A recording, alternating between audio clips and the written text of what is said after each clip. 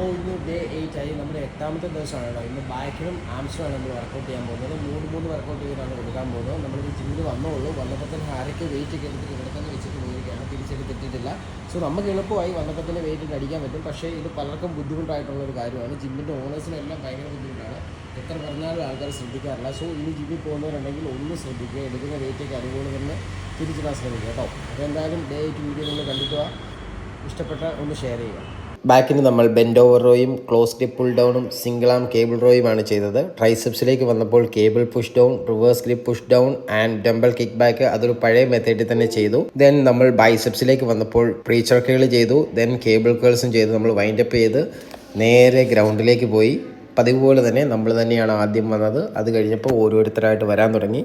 കളിയൊക്കെ തീർത്ത് നേരെ വീട്ടിൽ ചെന്ന് ഫുഡൊക്കെ കഴിച്ചു. ഇന്ന് കഴിച്ച ഫുഡ് ഇതാണ്. നമ്മൾ ബ്രേക്ക്ഫാസ്റ്റിന് കുറച്ച് പുട്ട്, എഗ് വൈറ്റ്, ഉച്ചയ്ക്ക് റൈസ്, ചിക്കന്, വൈകിട്ടും അതുപോലെ തന്നെ ചിക്കൻ സപ്ലിമെൻ്റ് ആയിട്ട് നമ്മൾ വേ പ്രോട്ടീനും അതുപോലെ തന്നെ പ്രീ വർക്കൗട്ടായിട്ട് പതിവ് പോലെ ക്രിയാറ്റിനും എടുത്തിരുന്നു.